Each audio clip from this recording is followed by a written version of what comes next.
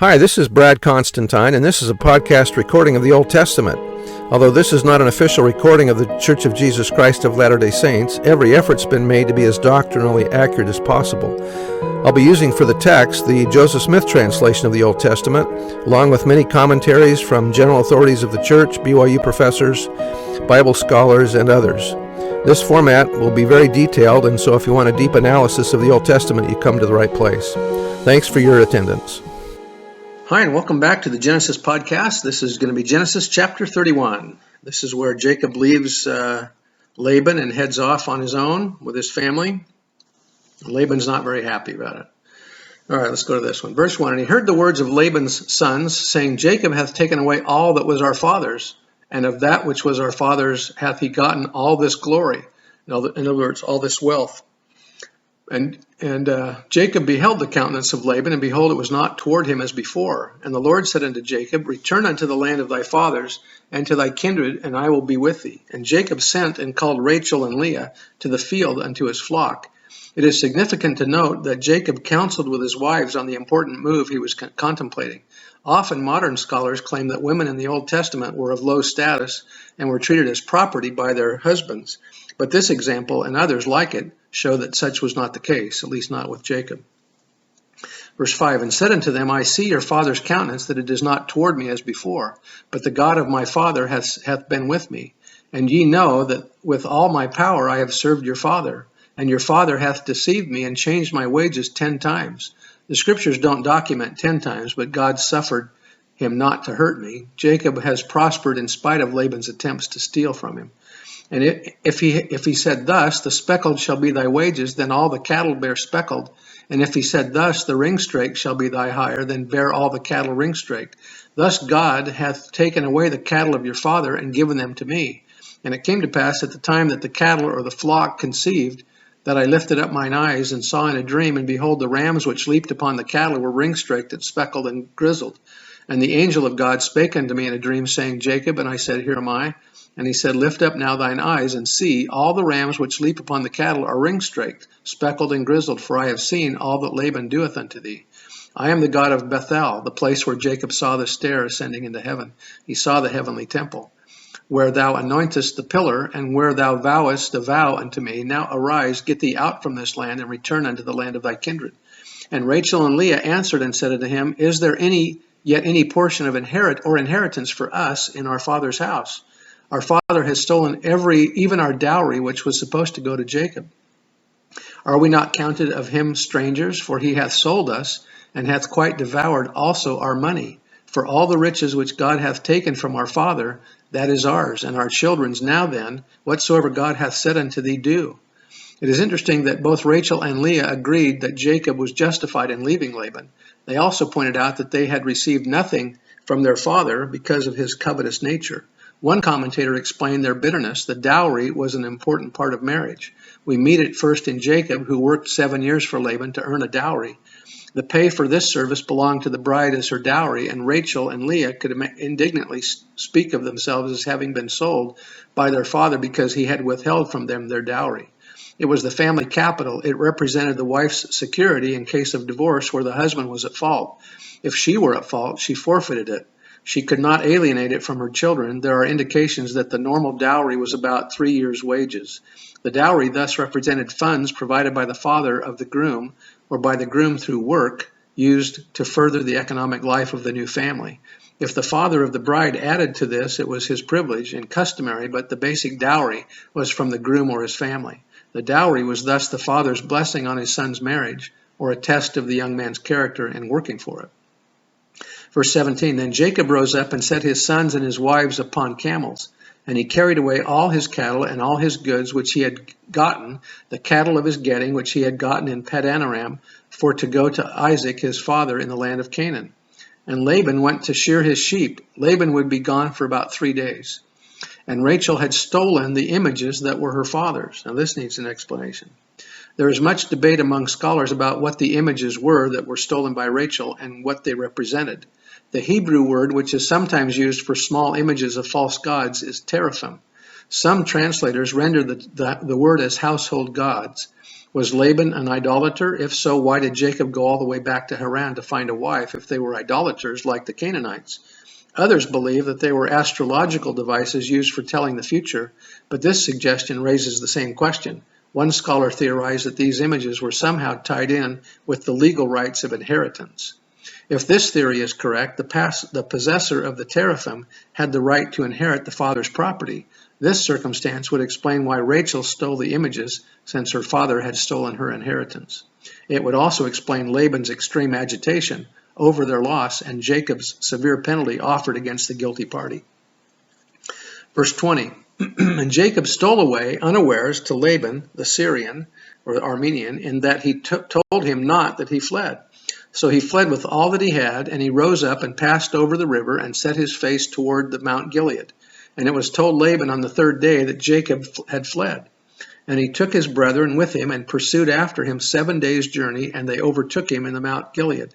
And God came to Laban the Syrian in a dream by night, and said unto him, Take heed that thou speak not to Jacob either good or bad.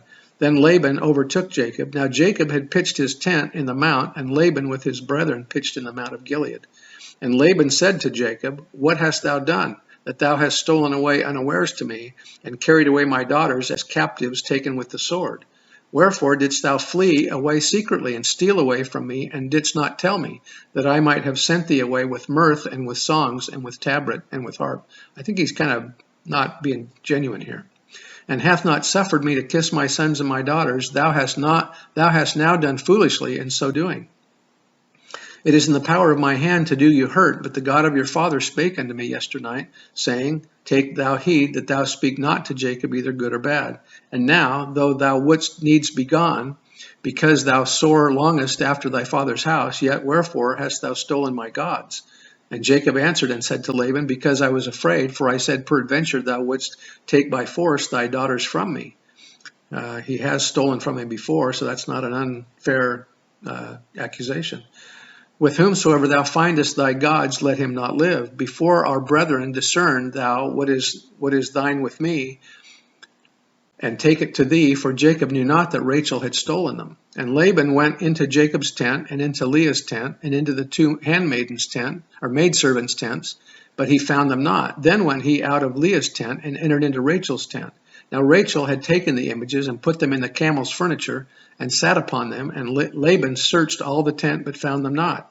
And she said to her father, Let it not displease my lord that I cannot rise up before thee, for the custom of women is upon me. And he searched her, but found not the images. So Rachel here is telling him that this is the time of month for her, and not to bother her, and so he leaves her alone. Verse 36, And Jacob was wroth, and chode with Laban, and Jacob answered and said to Laban, What is my trespass? What is my sin, that thou hast so hotly pursued after me? Whereas thou hast searched all my stuff, what hast thou found of all thy household stuff? Set it here before my brethren and thy brethren, that they may judge betwixt us both. This 20 years have I been with thee. Thy ewes and thy she-goats have not cast their young, and the rams of thy flock have I not eaten. That which was torn of beasts I brought not unto thee. I bear the loss of it. Of my hand didst thou require it, whether stolen by day or stolen by night? Thus I was in the day, the drought consumed me, and the frost by night, and my sleep departed from mine eyes. Thus have I been 20 years in thy house. I served thee 14 years for thy 2 daughters, and 6 years for thy cattle, and thou hast changed my wages 10 times. Except the God of my father, the God of Abraham, and the fear of Isaac, had been with me, surely thou hadst sent me away now empty.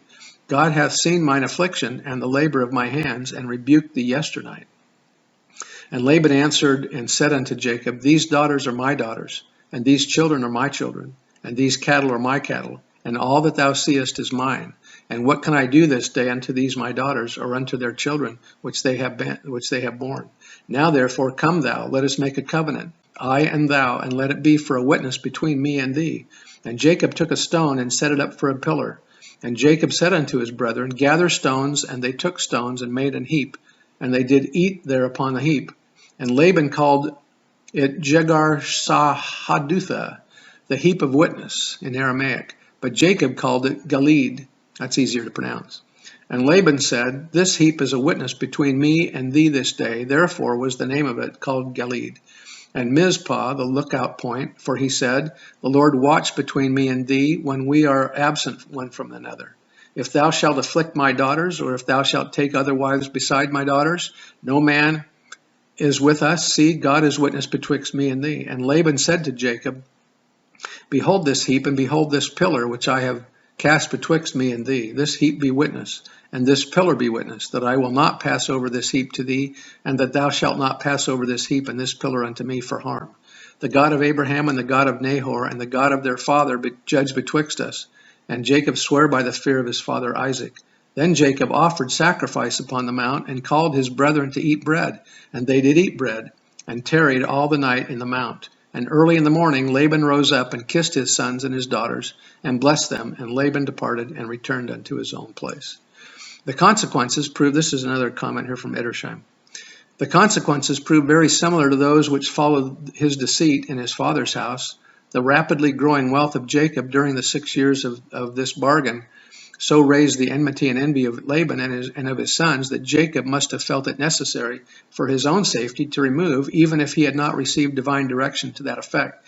But this put an end to all hesitancy, and having communicated his purpose to his wives and secured their cordial consent, he left secretly, while Laban was away at the sheep shearing, which would detain him some time.